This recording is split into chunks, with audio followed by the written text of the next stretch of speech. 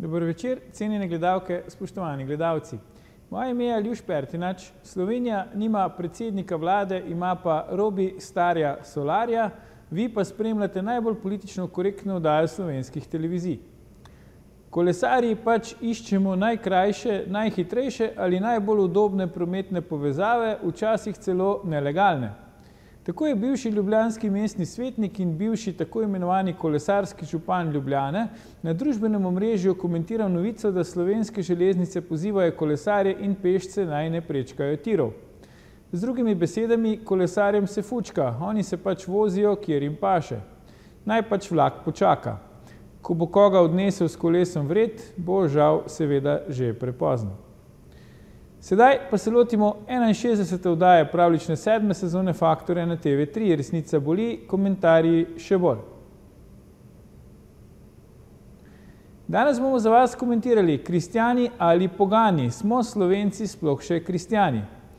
Po anketi Eurobarometra leta 2018 naj bi bilo 73,4% Slovencev katoličanov, 3,7% pravoslavcev, muslimanov pa prav tako 3,7%. Med ostalimi se večina opredeljuje za ateiste, 14,7%, 3,6% pa je neuvrščenih.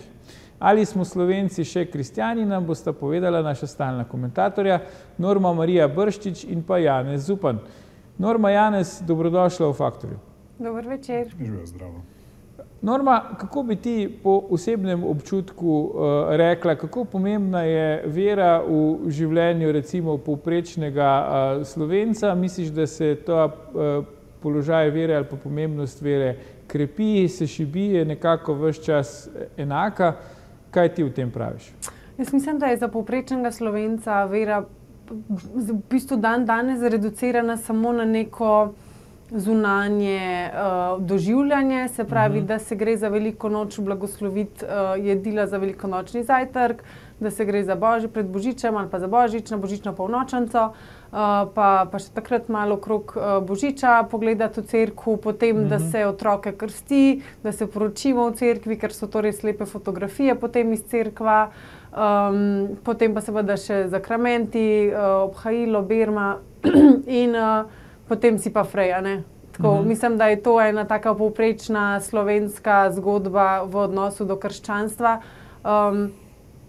Poznam razmeroma malo ljudi, pa čeprav sem hodila na recimo na zasebno katoliško gimnazijo, ki bi redno prakticirali vero, ki bi imeli oseben odnos z Bogom, ampak se mi zdi, da je vse bolj kot ne za formo, se pravi za izgled, brez, manjka nam pa tiste gorečnosti, vsebine, ljubezni, prepričanja, izkušnje Božje ljubezni, ki bi res nas lahko spremenila in nam oplemenitila življenje.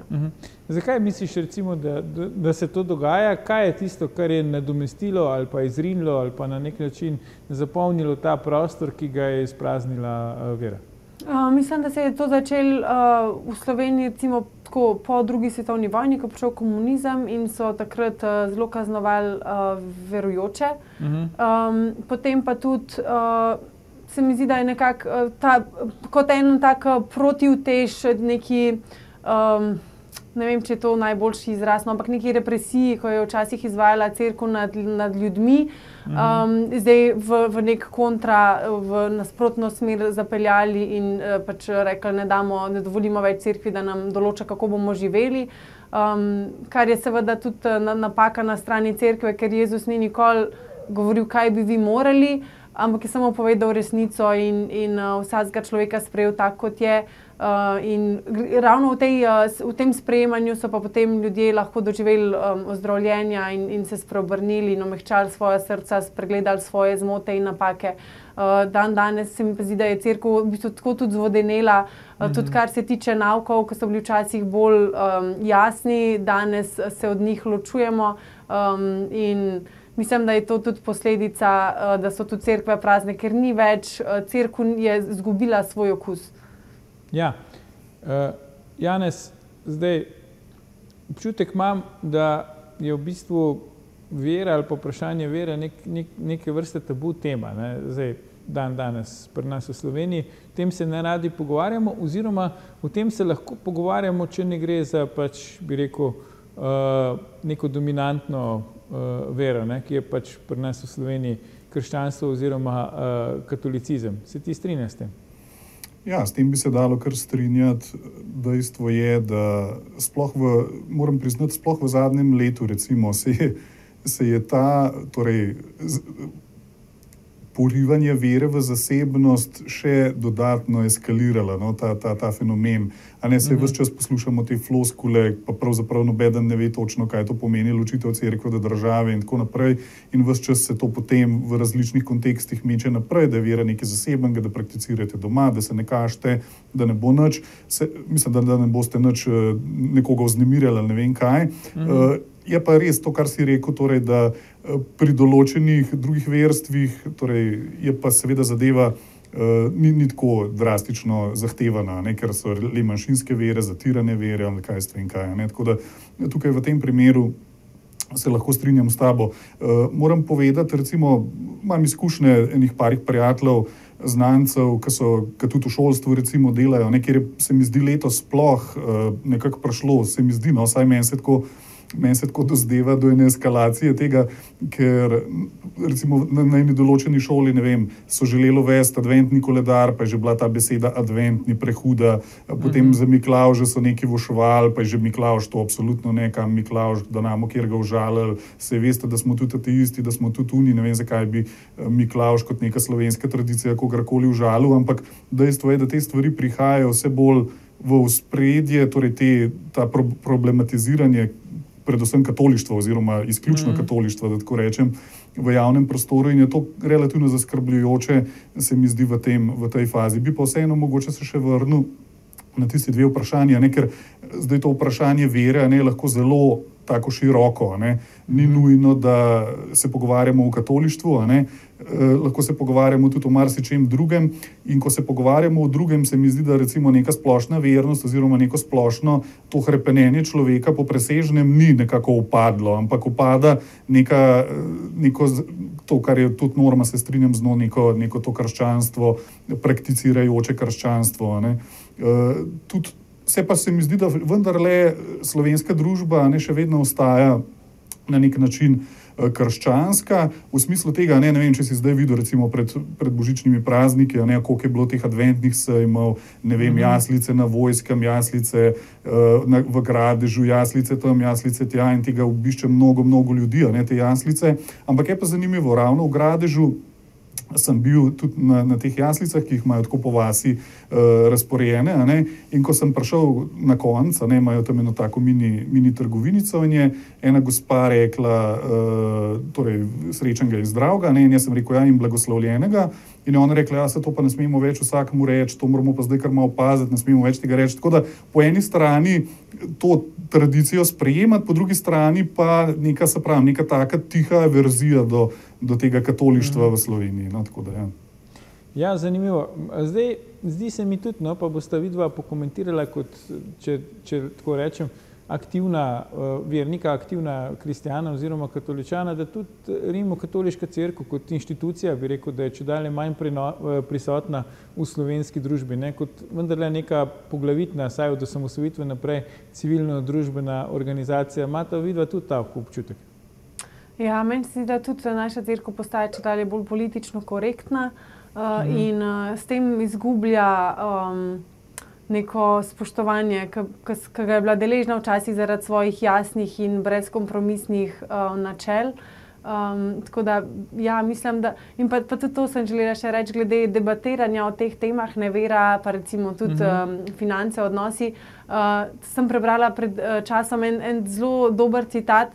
Ko smo nehali govoriti, nehali debatirati o teh temah, imamo za posledico samo to, da se zdaj ne znamo več pogovarjati. In vidim recimo že na družbenih omrežjih ali pa tudi v živo, ko v bistvu ljudje sploh ne znamo več izmenjavati argumentov. Takoj preide ena zadeva v napad ali pa se začne vleči ven, ne vem, kaj je cerkev groznega storila. Sploh ne znamo se več pogovarjati, tako da se mi zdi zelo dobrodošlo, da vidimo take debate, kjer se strpno z argumenti o neki določeni temi pogovarjamo, ker moramo v Sloveniji, se mi zdi, res dvigati nivo komunikacije tako na državnem nivoju. No. Jaz zelo rada recimo poslušam ameriške kakšne take pogovorne oddaje, kjer en zagovarja eno stran, drugo, tretji tretjo, pa voditelj pa vse tri, ali pa je malo hudičev advokat in dejansko vidiš tam argumente, a ne. Pri nas pa zelo redko naletiš na tak kvaliteten pogovor z argumenti podkrepljen, ker ravno zaradi tega, kot sta izpostavljena, se pravi, se vera potiska v zasebnost, se o tem ne sme govoriti, se o tem ne smemo pogovarjati, ne smeš niti zaželeti blagoslovljenega leta in to je potem posledica, kar se mi zdi pa v bistvu še bolj uničujoče za družbo, ker nekaj je, katero vero prakticiraš, nekaj pa si ti sposoben sploh se pogovarjati z drugače mislečim, z drugače čutečim in drugače verujočim. To se mi zdi pa pravzaprav še večji problem, sploh v času, v katerem živimo, ker se dogajajo take migracije, da vpliva tudi na sestavo našega naroda, veroizpoved in ostala prepričanja. Janez, zakaj se cerkev umika iz aktivne družbene vloge, iz javnega življenja? Ja, to je dobro vprašanje. Ne bi rekel, da se umika. V faktorju imamo samo dobro vprašanje. Jaz ne bi ravno rekel, da se umika, no, ampak se poriva stran. Veš, se mi zdi, da vendarle in škofje in marsikakšen duhovnik bi nekako bolj bi bil njegov glas bolj slišan, če bi bil ta glas njegov zaželjen v teh medijih, kjer se to lahko sploh sliši, ne? Torej v nekih mainstream medijih. Torej, zvočniki je problem, da ni nekega, da je taka verzija na določenih, a ne, sploh kad gledamo RTV recimo, ali pa ne vem, radio, tudi torej nacionalni, tam vidimo tako verzijo do vsega katoliškega, da enostavno tudi, če bi škofje kaj pametnega povedali, oziroma ko povejo kaj pametnega, ne če bi, ampak ko se jih enostavno ne sliši zaradi tega, ker jih ne uvrščajo v njihove programe. No, tako da se mi zdi, da je tukaj in potem iz tega dobivaš mogoče tak občutek, kot da cerkev ne želi biti prisotna, ne želi, a ne tudi zdaj recimo je bilo to tezajsko srečanje, ki sicer ni katoliško srečanje, je bilo eno tako ekumensko recimo srečanje, pa je bilo zelo malo tega napisanega v glavnih medijih. Mogoče ena novica, da je bila objavljena, se je pa zbralo, ne vem, na en večer se je zbralo skoraj 10,000 mladih in malo starejših v Stožicah recimo, ne, ki bi lahko res neko odmev doživelo, pa ga ni, ne, mogoče potem, ko je predsednica tudi prišla na tiste zadnji dogodek, takrat se je pojmečkan bolj začel o tem razpravljati, ampak še vedno ne, no, tako da se strinjam tudi z normo, da je premalo te pripravljenosti na dialog v smislu tega, da bi lahko sploh razumeli, v čem je sploh fora krščanstva, katolištva. Ja, zanimiva debata se mi zdi, dajmo si vzeti krajši premor, tako da ne nam ujeti gledalci, se vrnemo po oglasih, ko nadaljujemo s komentiranjem, ali smo še kristjani ali pogani. Ostanite.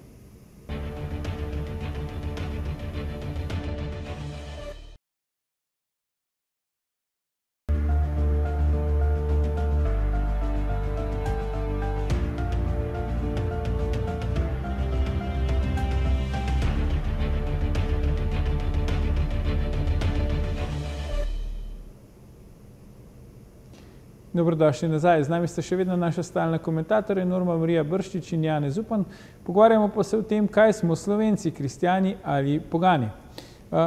Norma, Janez, če nadaljujemo debato tam, kjer smo jo nekako prekinili, zdaj zdi se, ne, da v bistvu neke druge, v narekovajih, moralne avtoritete pač zapolnjujejo ta prostor v javnem življenju, ki ga je mogoče izpraznila cerkev, ne.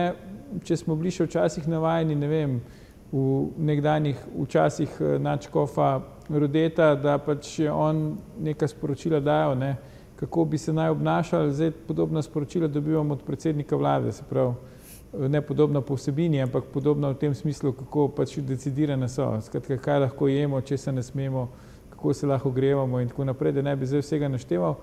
Zdaj, a vidva mislite, da je pač to ena izmed težav, ne? Da dejansko pač nimamo zdaj teh več pravih nekih moralnih avtoritet, nekatere bi se lahko pač obrnili kot na zgled ali po nasvet in da je to eden izmed glavnih problemov naše družbe ta hip. Ja, jaz mislim, da v bistvu, ko se je cerkev umaknila z te pozicije, jo potem pač nekdo, neka druga funkcija potem zapolni, ker je še vsaj dan danes veliko ljudi, ki niso pripravljeni sprejemati odgovornosti za svoje življenje in se ves čas s svojimi dilemami obračajo na neke višje inštance, neke rešitelje, ki bi jim kazali pot. In če škofje tega niso pripravljeni, potem pa to postane predsednik vlade. Jaz vidim to tako, se mi pa zdi tudi pri škofih, recimo sem pogrešala bolj, recimo ko smo imeli pohod za življenje, po hrvaški škofi pridejo zraven, se udeležijo, dajo intervjuje, so zelo naklonjeni, medtem ko naši se mi zdijo pa tako, da bolj oddaleč. Si ne želijo, bi človek rekel, glih umazati rok s takimi stvarmi, kar je velika škoda, ker je recimo prav to sporočilo o vrednosti vsakega življenja meni eno ključnih v krščanstvu, ne? Da je v bistvu vsak človek ima to inherentno neodtujljivo vrednost in da je splav umor in naša družba, recimo sploh v Sloveniji manjka preko 700,000 otrok, ki bi danes bili že mladostniki, odrasli, že verjetno ostareli, ker ne gledamo kot družba na splav, kot da je to nekaj slabega. Se nam zdi to, da je kot otrok neka, zdajle mi ga paše imeti, zdajle mi ga ne paše imeti, ena taka, mislim, kot avto, no, ali pa hiša, ko jo pač zamenjaš, prodaš, tako, da ni to človek in to pogrešam. Recimo se mi zdi, da se pri življenju vse začne in konča. Zdaj imamo pa že v bistvu spodbude potem, da se legalizira evtanazijo, ker je v Sloveniji recimo zdravstveni sistem tako katastrofalen, da umirajoči ljudje niso deležni sploh človeške obravnave. Ravno včeraj sem brala na Facebook skupini o zdravnikih, zaposlenih v zdravstvu, kjer pač tudi objavljajo pričevanja o eni gospe, ki je imela demenco in potem so si jo podajali zaradi zdravstvenih težav povezanih z demenco. Mislim, tako, in potem zaključek je bil, da bomo šli kar v Švico urediti, ne, da bo v bistvu da jo bodo lahko eutanazirali, ker je tak sistem nevzdržen. Se mi zdi tukaj en tak res primer, kjer bi škofje mogli se zavzeti za svetost človeškega življenja, da se konča takrat, ko pač se konča, ne, da ga moramo mi predčasno končati, ampak seveda smo slišali kaj na to temo bore malo. Ja, jaz bi rekel, moralne avtoritete, to, kar je bilo torej, vprašanje, vse to kaže na to, da se družba vse bolj želi sekularizirati. Torej, vse bolj želimo nekako tako pluralistično družbo, v kateri kao ni več prostora za religijo, ker nam bo seveda boljš, če ne bo religija več del, torej, da ne bo več gradnik družbe, ne, kot je bil do nedavnega še. Tukaj se seveda dela potem temeljna napaka, ne, ker vsi te sistemi, ki so predlagani in vse te tako imenovane moralne avtoritete, ki jih predlagajo, so seveda zelo, kako bi se temu rekel, ne morejo biti avtoritete. No, ne, tudi Robert Golob z vsemi zadevami, ki jih ima za sabo, ne glede na to, kaj reče, ne, je težko neka moralna avtoriteta v tem smislu. Ne, se lahko on predlaga, pa ne jemo tega, pa ne jemo unga, ampak seveda noben ga resno ne jemlje, zato ker ga tudi v zvezi z drugimi stvarmi izredno težko resno jemlješ. Tukaj je tudi še ta težnja po temu, da bi se nek humanizem, torej humanistični manifest, da bi se integriral v družbo kot tako in bi vsi to sprejeli kot neko vodilo. So pa seveda vedno te pobude nekako bolj mački v žaklu, ne, torej nimajo neke realne osnove in se potem v zelo velikih primerih izkaže, da na takih netrdnih temeljih, na takih neosnovanih, nepodkrepljenih trditvah oziroma predlogih oziroma moralnih načelih zelo težko temeljiš. In zato se mi tudi zdi bistvenega pomena, da bi bilo te debate v družbi glede krščanstva, glede katolištva več, saj vendarle tako kot sem že prej rekel, no, se mi zdi, da je absolutno, ne, tudi tako, ko si ti navedel te statistike, da 77% vseh še deklarira kot kristjane. A ne. Tudi v tem pogledu, a ne, je ta duh prisoten, a ne, hvala Bogu, da je, se drugače bi se mi zdi še veliko slabš bilo, kot je. In pa, ne vem, tudi potrebno je to zavedanje, ne, da je vendarle naša družba, ne, torej zahodna družba zgrajena na tej osnovi. Ne. Ena odlična knjiga je Toma Hollanda Vladavina, izdana pri založbi Družina, kjer je opisal to, na kakšen način je krščanstvo pravzaprav vzpostavilo to zahodno družbo in da danes sploh niti ne vemo več, kaj iz česa pravzaprav črpamo, no, da tako po domače povem, in se mi zdi, da bi zaradi tega, ker črpamo iz tega, bi mogli ta izvir malo bolj poznati, kot ga poznamo. Ja, zdaj ne moramo mimo tega, ne, da ne bi opazili, da tudi politika recimo na nek način po eni strani ne izkorišča vere, po drugi strani pa tudi je ne poudarja. Ne. Vemo, vodilni politiki ponavadi pač voščijo verske praznike nekim pač tem manjšinskim verskim skupnostim, če gre za anti-Janša politični tabor, ne, če gre pa za Janša politični tabor, pa v bistvu ali sploh ne, ali pa kvečemo pač tej dominantni verski skupnosti pri nas. Po drugi strani pa vidimo, ne, da pač enostavno politika niti ne, bi rekel, na nek način ne poudarja tega katolištva. Če pogledamo Novo Slovenijo, je katoliška stranka, ne, po imenu, krščanska stranka pa pač recimo nima takih niti približno rezultatov, kot bi jih lahko imela, če bi sklepali potem, koliko ljudi se razglaša pri nas za katolike. Vemo, ne, podoben primer je bil recimo stranko Desus, tudi nikoli ni dosegala takih rezultatov, kot je upokojencev. Ampak vendarle, kako vi vidite ta odnos med politiko in vero, če smo prej obdelali odnos med vero in cerkvijo? Jaz mislim, da je v bistvu problem Nove Slovenije to, ker so medli. Ker želijo vsem ustrezati, razglašajo se za neke sredinske, nimajo, bi človek rekel, hrbtenice, da bi stali za svojimi načeli, ker se tudi ta načela so zelo majava na trhlih nogah.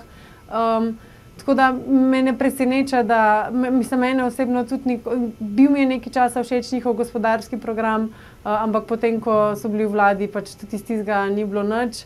Tako da sem jaz ne vidim nobenega, razen za take ljudi, recimo, ker ne spremljajo, kaj se dogaja, pa rečejo, ja, to so, se pravi, neki krščanski demokrati, to mi volimo, ker mi smo tudi kristjani. Pa, če pa vidiš v bistvu njihova dejanja, pa ne sledijo ravno katoliškemu nauku. Tako da mislim, da je to en razlog, zakaj nikamor tako rekoč ne pridejo. Čeprav po drugi strani gre pa najslabše, pa tudi ne, še vedno so pač v parlamentu. Tako da jaz mislim, da je del, kar je v bistvu isto kot pri cerkvi, nimajo več tega zaledja, te moralnosti, ne črpajo iz bogastev cerkve. Ne bogastev v smislu finančnih, ampak bogatstva načel, argumentacije, vsega tega usidranja v bogato cerkveno zgodovino z mnogo učenjaki, ki so res razdelali razne debate do konca in nedvoumno sporočili, kako je Bogu všečno in kako ni. Tako da mislim, da je, se pravi, tudi tle, tako kot sem rekla že na začetku, v bistvu gre samo za neko fasado krščanskosti, noter je pa pač kar že je. Jaz bi podobno rekel, no, da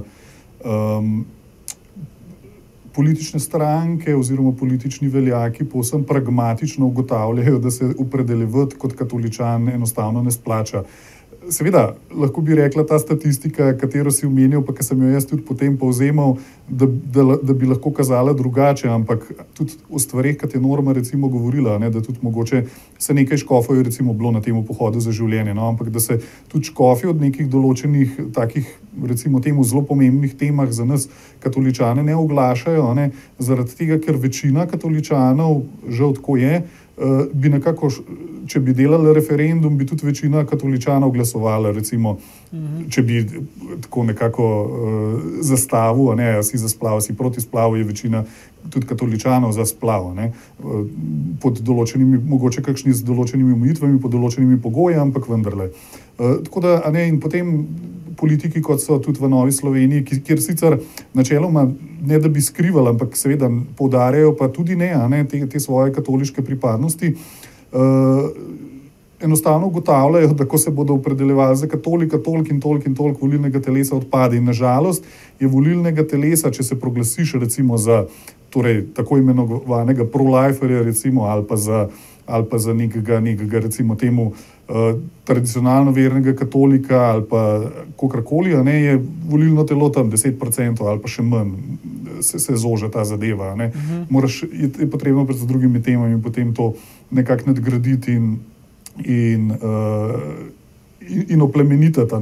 Ampak odbojni moment tega, da bi ti rekel, da bi recimo, se spomnimo, kaj se je zgodilo z Janezom Drobničem, ko je začel razmišljati o tem, da bi splav bil plačljiv, recimo takrat, ko je bil v tisti vladi, je takoj odletel pravzaprav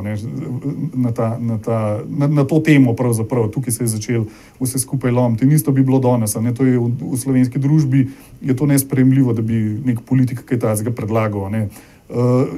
V tujini se zadeve majčkeno spreminjajo, sicer v Evropski uniji je zelo podobna stvar, ne smeš ničesar reči, ne kakorkoli problematizirati te LGBT agende, ne te stvari, ki jih zdaj omenjamo, ne kakšne druge stvari, ampak v Ameriki se mi pa zdi, da vseeno ta pluralizem teh mnenj vseeno majčkeno bolj zastavljen, in tudi vidimo določene zelo dobre prakse v Ameriki, kjer tudi politiki se opredeljujejo za te teme zelo, bom rekel, zelo intenzivno oziroma zelo strastno in vendarle niso deležni teh posledic, ki jih bi v Evropi, praktično po vsej Evropi bil deležen skoraj vsak politik, ki bi preveč zašel na ta področje, kljub temu, da je človek v sebi, človeško bitje teži k tem presežnem, nekako je vsak človek je religijsko bitje, zdaj pa samo odvisno, katera religija ga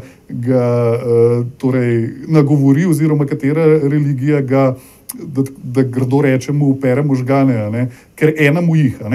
Tukaj se ne moramo slepiti, da smo eni zelo racionalni in samo naracijo presegamo, da drugi so pa oprani fanatiki, verski fanatiki recimo, ampak vsak človek ima to neko presežno komponento, ki jo pa seveda mora prepoznati. In tukaj je pa nažalost ta odgovor, ki je najbolj, bi rekel, najbolj celosten, v konceptu katoliškega verovanja, se pa enostavno poriva stran. Tako da tukaj cel kupenih takih malenkosti sem zdaj navrgel.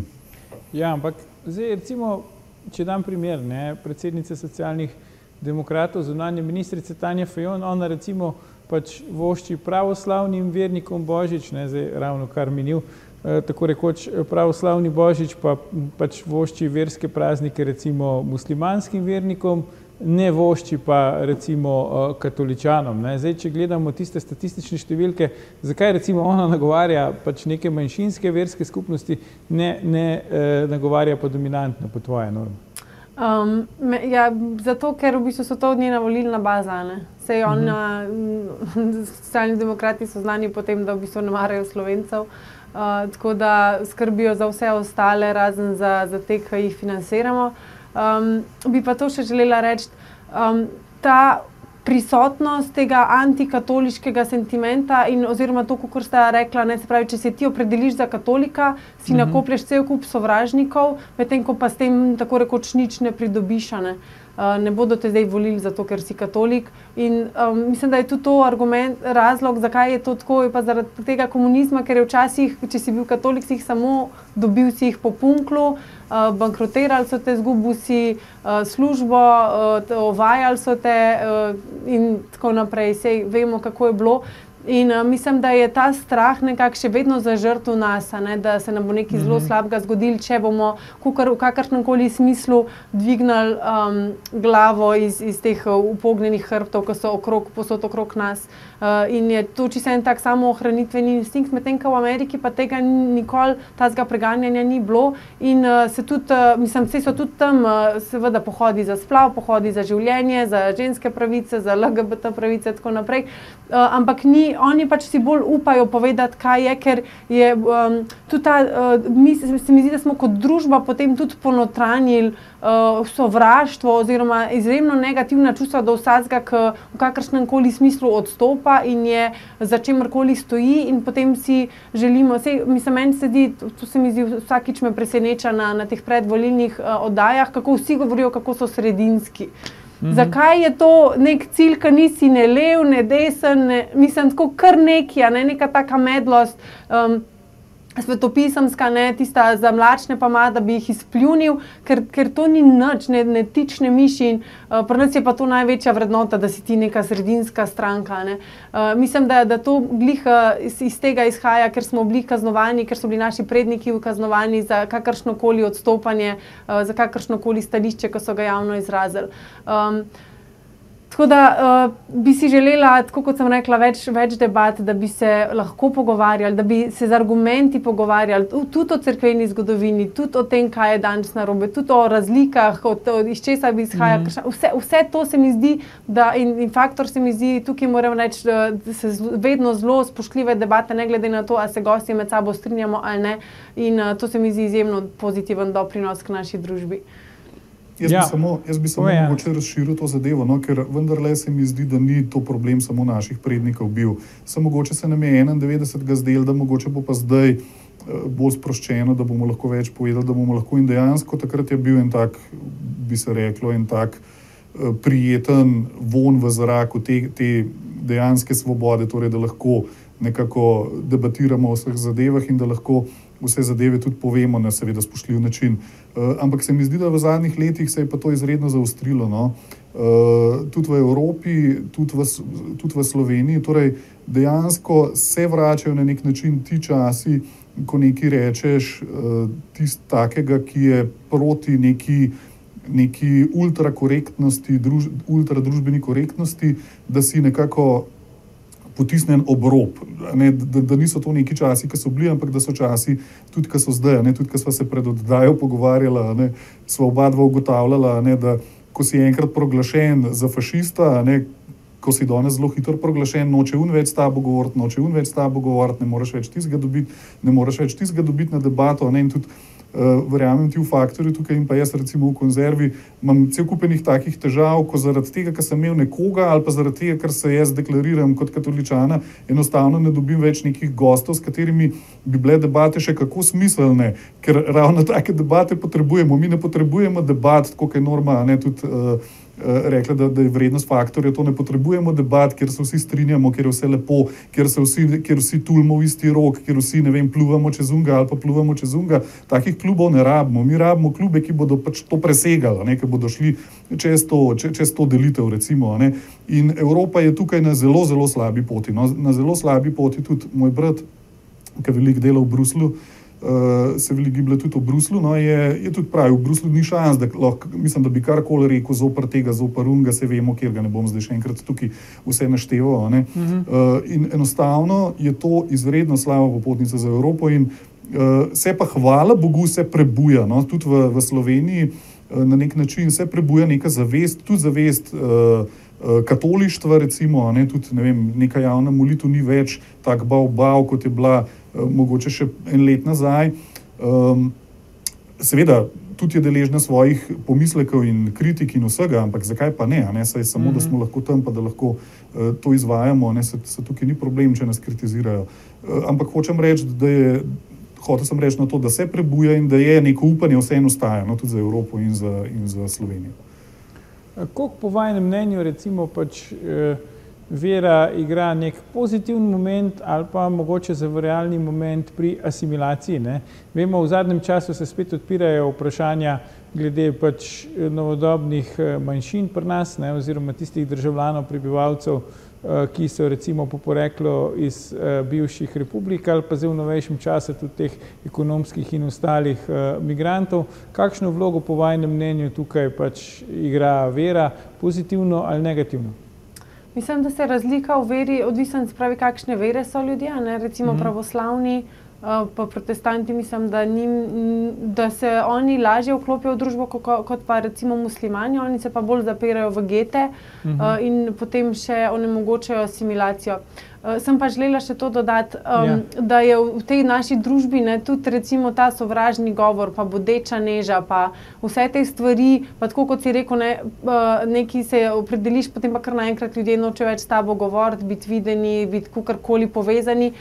In je v bistvu kljub temu, da smo zdaj v tako rekoč svobodni državi, še vedno ta družbeni pritisk, da ja, ne boš kaj narobe rekel ali pa tako močan, da v bistvu je ta strah še vedno v nas. In tudi, ko sem recimo, koliko časa traja, da ene globoke vzorce prekinemo, mislim, da tam 3-4 generacije in tega še nismo, čisto recimo od našega tega komunističnega obdobja, pač toliko časa še ni minilo, da bi v bistvu uspeli preseči te dobesedno v kosti zaklenjene vzorce obnašanja, vedenja, čustvovanja, razmišljanja, izražanja in smo pa v tem procesu. No? In tudi jaz se mi zdi, tudi ko vidim recimo pri svojem delu, kako si ženske želijo v bistvu se znebiti teh spon, da ona ne sme nič povedati, da ona ne sme, da mora samo kimati pa ubogati, da si želimo to spremeniti in zaživeti, ker ženska, ki je samo poslušna, neka tiha miška, ki ne razvije svojih potencialov, ki ne da družbi, družini in družbi v širšem smislu svojih darov, v bistvu prikrajšuje družbo za vse, kar ima dobrega zadata. In se mi zdi, da se te nove generacije veliko več damo na mentalno zdravje, na čustveno zdravje, na kvaliteto odnosov, kar ima sicer tudi negativne posledice, ker recimo potem ženska, kar naenkrat, ko ima neke standarde, težko najde moškega, ki je pripravljen te standarde sprejeti, ker so pač moški navajeni na tak tip ženske, kot je bila njihova mama, ko je bila pač tih, vse je delala, vse je spedenala, skuhala, oprala, zlikala, skrbela za otroke, medtem ko oče šel pa v službo, pa malo si odpočil, ko je prišel domov. Seveda je bila ona tudi v službi. Jaz mislim, da, oprosti, da te prekidem, ampak se mi zdi, da mogoče večkrat opažam, sploh v sodobni družbi, ravno obraten problem, torej da enostavno se pozablja na vse te stvari, kaj v bistvu gradi neko tako res tisto ozko skupnost, torej družino, pa da so te stvari mogoče včasih še celo problematične v drugi smeri, ne v tej. Seveda se strinjam z vsem, da je to potrebno, da se vsak človek uresničuje preko tega svojega klica, ki ga ima, torej in prek poklica, in prek dela v družbi, in prek dela v skupnosti, v širši skupnosti, kakorkoli, ampak se pravim, se mi zdi, da je danes kar neka verzija do neke, ne vem, družinskega življenja, do tega biti mati, in mogoče tudi, kar demografija seveda jasno tudi kaže, se mi zdi, da imamo tukaj bolj problem. Ne toliko, da bi nekako družba kot taka onemogočala ženskam, da nekako uresničujejo svoje potenciale, ampak jih nekako celo obratno prepričuje, da če ne bodo zelo se posvetile drugim potencialom izven svoje družine, da bodo nekako prikrajšane za marsikaj.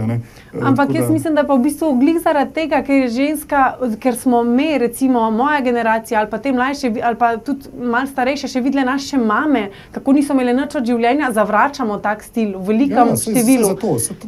Ni toliko družba, pač družba sicer seveda spodbuja ženske v karierizem in da ne v družino, ampak tudi naše osebne izkušnje so take, da koliko nas je pa videlo naših mam srečnih, zadovoljnih, mirnih, ki si znajo lahkotnih, mislim, da imajo nekaj od življenja, da tako rečem. Zelo malo, zaradi tega, ker je bila ženska toliko obremenjena z vsem delom doma in službo, da je praktično celo življenje živela v nekem survival modu in danes pa pač želijo ženske več od tega in je treba, v bistvu cela družba se more preoblikovati, začeti ceniti to, kar ženske počnemo in potem bomo tudi ženske dobili na to, da jih bomo navdušili na to, da se bodo odločale za življenje in družino pred kariero, ker vsaka mamica, ki jo jaz poznam, bolj si želi biti doma s svojim otrokom, ampak ker je toliko nepodprta, ker je njen doprinos k družbi toliko necenjen, toliko spregledan, toliko manj vreden. Recimo, čist konkreten primer, ker ženska 9 mesecev po porodu doma, temu se reče še vedno porodniški dopust, pa vsaka, ki je bila mama, ve, da je teh 9 mesecev najmanj podobno dopustu, ker imaš enega mičkega dojenčka, ki je čisto odvisen od tebe in garaš noč in dan brez premora. res daleč od dopusta, ampak še vedno se gleda na mame, kot ko smo doma, recimo na neke lenuhinje, ki nič ne delamo. Evo, ste se raznela proti koncu, z veseljem še kdaj tudi na teme, ki ste jih zdaj odprla. Za danes pa Norma Marija Brščič, Janez Zupan, najlepše hvala za vajine komentarje. Gledalci, to je bil o tem, kaj smo, kristjani ali pogani, že 969. faktor na TV3. Jutri bomo za vas komentirali ugrabljena svoboda. Zakaj si ravno svoboda prizadeva za največji nadzor nad našimi življenji? Ne zamudite, predvsem pa ne pozabite. Ni vseeno, kdo kaj reče.